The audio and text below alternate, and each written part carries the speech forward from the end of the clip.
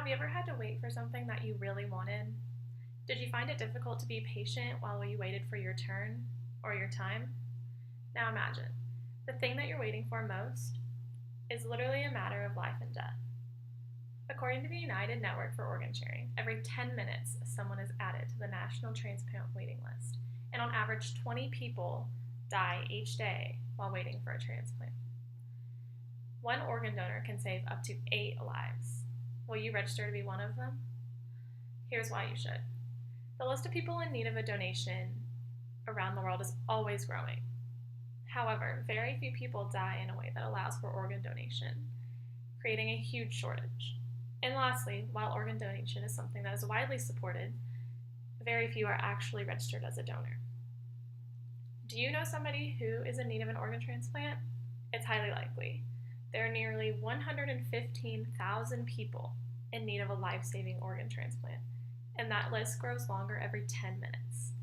That means 5 people will be added to the organ donation waiting list in the same amount of time that you sit in a 3-time-a-week class a day. The organs that can be transplanted include the major ones such as hearts, lungs, livers, pancreas, livers, but also smaller organs such as corneas, your bone marrow, skin, heart valves, and blood vessels. The reasons why people need organ donation ranges from disease and congenital defects to simple wear and tear from whether it be alcoholism or living in harmful environments. The most commonly transplanted organ, and coincidentally the organ that is in the most need, is the kidney. They account for totally about 60% of all organs transplanted, and currently 81% of the people on the organ donation waiting list are waiting for a kidney. Only 3 in 1,000 people, 0.3%, die in a way that allows for the organ transplant process to occur. 2017 was the first year where the number of organs recovered for donations was over 10,000. These donations, combined with organs from nearly 6,000 living donors, meant that over 35 separately ill people got life-saving transplants. However, on the dark side of that, nearly 50,000 people were added to the wait list. So, despite the fact that organ donation saves lives and is increasing the probability that people will live through their diseases, we're still adding so many more people to the list than we're able to cure. But as medicine advances, the ability to transplant organs increases as well. We are currently able to accept organs from a lot more patients than we had originally been able to accept. The criteria for whether or not an organ is viable has decreased as time goes on and as medicine advances. However, it is still difficult to get organs from those who died to somebody who is awaiting a transplant. We are now able to accept organs from older patients or organs that have to be transported longer distances, but it is still pretty difficult. This is because they lose vital oxygen flow the longer they are separated from their previous body to the person receiving the donation. They lose oxygen, which makes them less viable once they get to the recipient.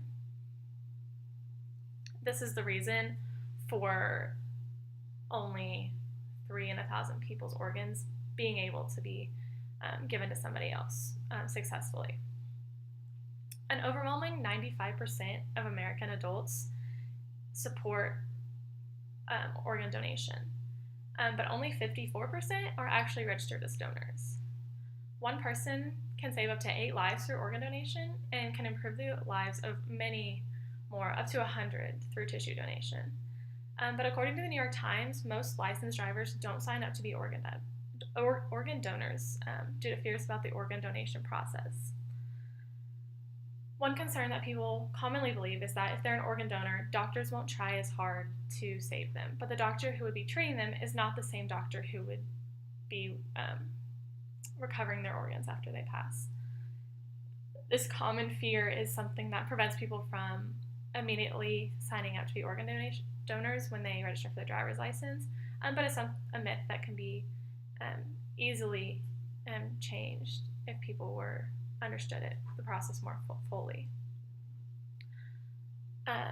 Donating your organs is something that ultimately has very little cost to the donor, but can be unbelievably life-changing to the recipient. People can register to be organ donors as easily as going online or registering, like I said, when you get your driver's license. You'll get the little symbol on your driver's license, and it's as easy as that. So what if somebody you knew was on the organ donation waiting list? Wouldn't you want someone to help them as soon as possible? An increase in organ donation is something that can improve so many lives in the United States and worldwide.